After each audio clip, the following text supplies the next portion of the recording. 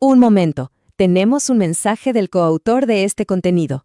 Nos comparte una nota, quiere dar las gracias. Hay muy importante, en la descripción hay una lista de enlaces recomendados. Y ahora sí, continuamos con la explicación. Hoy vamos a meternos de lleno en la historia de Apache Hadoop. Pero ojo, no vamos a hablar solo de tecnología. Esto es más bien la crónica de un cambio total de paradigma. Es la historia de cómo un simple elefante de juguete, uno amarillo, terminó sentando las bases de toda la era del Big Data.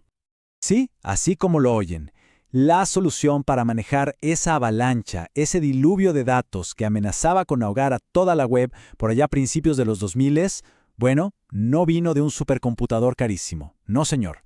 Vino de una idea genial inspirada, en parte, por un pequeño elefante de peluche. Suena a chiste, pero es real. Y ahora vamos a ver cómo sucedió.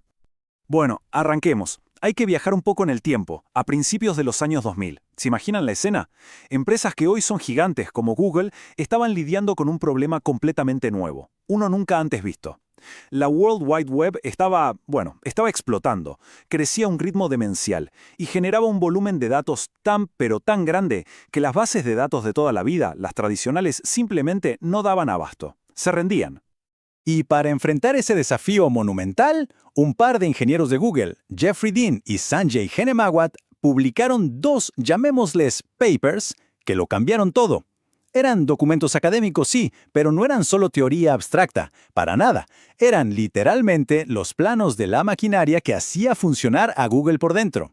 Y muy pronto, esos 2 documentos se convirtieron en la Biblia, en los evangelios del Big Data. Pero la historia no termina en Google. Mientras todo esto pasaba, por fuera, 2 ingenieros, Doug Cotting y Mike Caffarella, estaban, dándose contra la misma pared.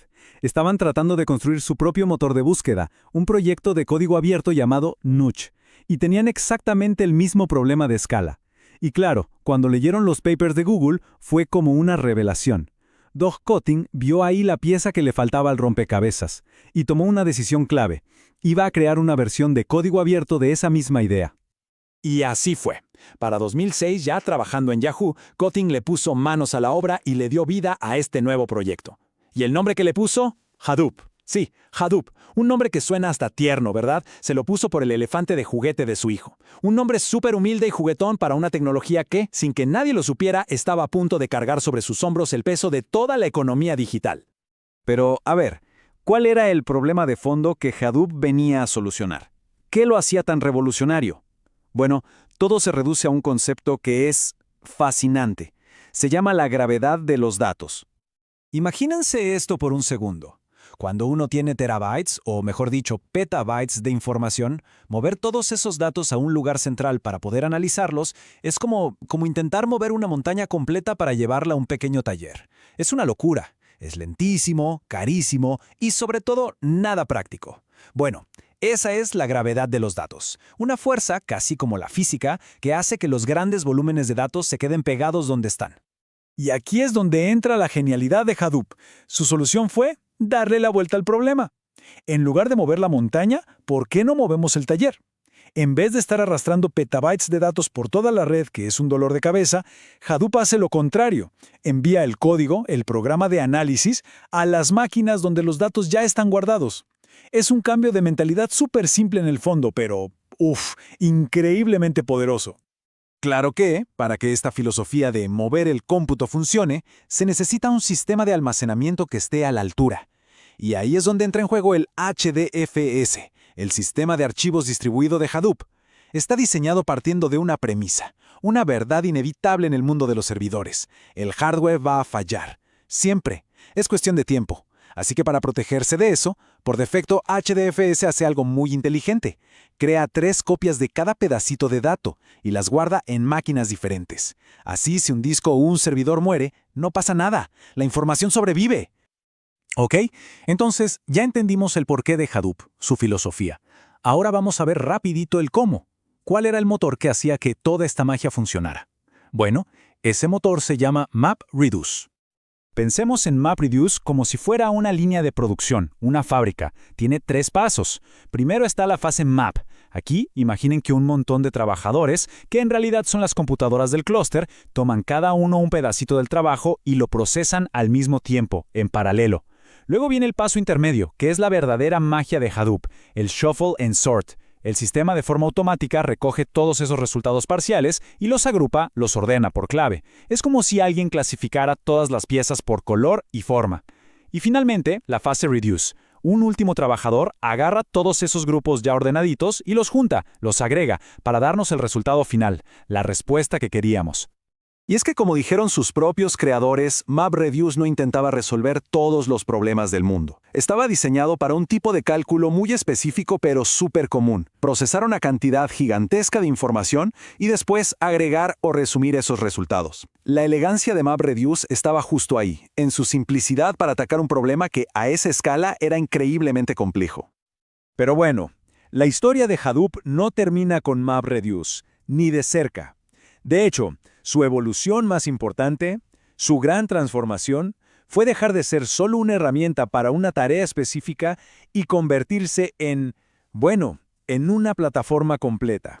Y esta línea de tiempo nos cuenta un poco esa historia de maduración. Nace en 2006 en Yahoo. Para 2008 ya es un proyecto de primer nivel en Apache, justo cuando el término Big Data empieza a sonar por todos lados. Pero el momento clave, el verdadero punto de inflexión, llega en 2012 con Hadoop 2.0 y algo llamado Yarn. Ahí el ecosistema explota. Esto abre la puerta para que luego aparezcan cosas como Apache Spark, que es mucho más rápido que MapReduce. Y bueno, la evolución sigue con Hadoop 3.0 en 2017. Detengámonos un momento en ese año clave, 2012. Y en esa palabrita, Yarn. Significa Yet Another Resource Negotiator, algo así como otro negociador de recursos más. El nombre es súper modesto, casi como una broma, pero no hay que dejarse engañar. Este fue, sin lugar a dudas, el cambio más importante en toda la historia de Hadoop. Fue lo que aseguró que siguiera siendo relevante por muchos años más. A ver, para entender por qué fue tan importante, antes de Yarn, Hadoop era básicamente un sistema que solo sabía hacer una cosa: correr trabajos de MapReduce. Estaba atado a eso, era muy rígido. Lo que hizo Yarn fue romper esa atadura. Separó el cerebro del sistema, la parte que administra los recursos del clúster, como la memoria y los procesadores, del motor, que procesa los datos. Y al hacer eso, ¡pum!, transformó a Hadoop. Dejó de ser una herramienta y se convirtió en una especie de sistema operativo para el Big Data. Ahora, cualquier motor de procesamiento, no solo MapReduce, podía correr encima. Y eso le abrió la puerta de par en par a herramientas mucho más modernas y rápidas, como el famosísimo Apache Spark. Entonces, llegamos a hoy. ¿Qué pasó con Hadoop? ¿Sigue vivo? La verdad es que, aunque ya no lo veamos tanto en los titulares o en las conferencias, su legado es fundamental. Es como la base invisible sobre la que se construyó gran parte de lo que hoy llamamos el ecosistema de datos moderno. Y aquí está la clave para entender su lugar hoy. Miren, el motor original, MapReduce, se usa muy poco ya, pero sus otros dos pilares, esos siguen siendo cruciales. HDFS, el sistema de archivos, se convirtió en el estándar de facto para construir los famosos data lakes, esos repositorios gigantes de datos crudos. Y Yarn sigue siendo un gestor de recursos súper robusto y probado en batalla para clústeres enormes. De hecho, el motor de procesamiento que domina hoy, que es Spark, muy a menudo corre sobre Yarn, procesando datos que están guardados en HDFS. Entonces, para que quede claro, ¿cuándo tiene sentido pensar en la filosofía de Hadoop? Bueno, brilla en el procesamiento batch o por lotes de volúmenes de datos realmente masivos, terabytes, petabytes. Cuando lo que importa es procesar todo el conjunto de datos, aunque tarde minutos u horas, no la velocidad de una sola consulta. Es para análisis pesados y profundos. ¿Para qué no sirve? Para consultas interactivas que necesitan una respuesta en segundos, tampoco para búsquedas de un solo registro o para trabajar con datos pequeños que caben sin problemas en una sola máquina. Y esto nos lleva a una reflexión final. Es cierto, el motor original de Hadoop, MapReduce, ha sido reemplazado por tecnologías más nuevas y rápidas. Pero, ¿y su filosofía? Esa idea central de llevar el cómputo a los datos en lugar de mover los datos al cómputo, ¿acaso no es más relevante que nunca? Vivimos en un mundo que genera datos a un ritmo que da vértigo. Y esa lección fundamental, la que nos enseñó aquel pequeño elefante amarillo, sigue definiendo cómo construimos sistemas de datos a gran escala hasta el día de hoy. ¿Quieren seguir la conversación? Aquí les muestro cómo se puede participar. Y ahora que terminamos, la pregunta es, ¿qué sigue? Vamos a verlo. Son 3 pasos bien sencillos para sumarse a esta comunidad. Lo primero, suscribirse. Así no se pierden nada de lo que viene. Segundo, la interacción. La opinión de todos es súper valiosa para nosotros. Un me gusta o no me gusta nos dice muchísimo sobre qué funciona. Y la crítica constructiva es clave. Así es como mejoramos, todos juntos. Y tercero, dense una vuelta por la descripción para encontrar más detalles. Ahí hay enlaces y recursos muy buenos recomendados por el coautor. Ahora la decisión es suya. ¿Cuál será el primer paso?